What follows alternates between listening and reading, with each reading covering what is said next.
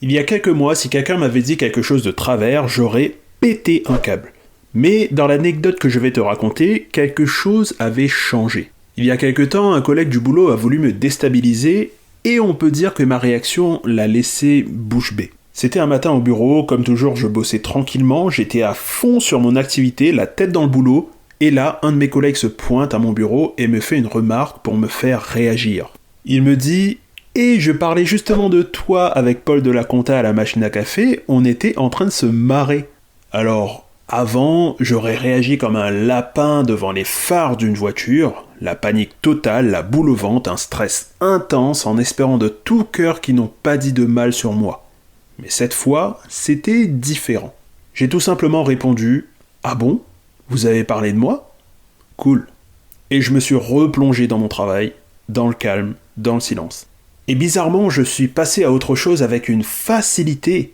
Je me suis moi-même étonné. C'est comme si je m'en foutais complètement qu'ils disent du mal sur moi ou pas. J'ai même eu l'impression que mon silence a plus gêné mon collègue qui est venu, à la base, tester ma patience. Et sincèrement, cette indifférence alimentait en même temps une espèce de satisfaction personnelle. Je veux dire, ça fait des mois que je transpire comme une vache. Je bosse sur moi-même, je prie pour être plus patient, je demande à Dieu d'apaiser mes pulsions de colère et de me donner plus de sagesse. Et là, j'arrive à faire quelque chose que je ne pensais jamais pouvoir accomplir. Ne plus m'inquiéter de ce que pensent les autres à mon sujet. Je ne dis pas que je suis arrivé quelque part. Mais aujourd'hui, je vois que Dieu travaille réellement en moi. Et je retiens 2 leçons de cette expérience. La première, c'est que parfois le silence est la réponse la plus puissante face aux attaques. J'en ai parlé dans une vidéo précédente, le silence m'aide énormément face à l'impatience. Et les jeûnes de silence fortifient ma volonté et m'apprennent à ouvrir la bouche uniquement quand il le faut. Je trouve cette pratique super efficace quand on veut prendre conscience de son ego, comprendre soi-même et améliorer sa patience avec les autres.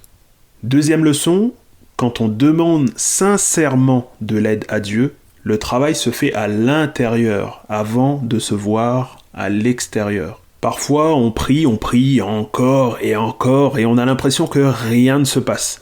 Il m'arrive, moi aussi, de me demander si mes prières sont entendues et si elles ne sont pas ignorées.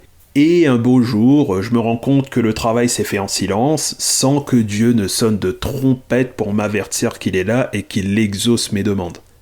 Comme a dit Jésus dans Matthieu chapitre 11, « C'est pourquoi je vous dis, tout ce que vous demandez dans la prière, croyez que vous l'avez obtenu, et cela vous sera accordé. » Si cette vidéo t'a plu, laisse un like et dis-moi s'il t'arrive aussi de ressentir cette pression du regard des autres. Moi, ça m'a pourri la vie pendant longtemps, et aujourd'hui encore, mais je sens que je suis sur une phase d'amélioration. Si tu es nouveau dans le coin, abonne-toi. Je parle de la foi catholique et des faiblesses qu'on peut rencontrer au quotidien. Sur ce, prends soin de toi, et n'oublie pas, Jésus t'aime. Salut.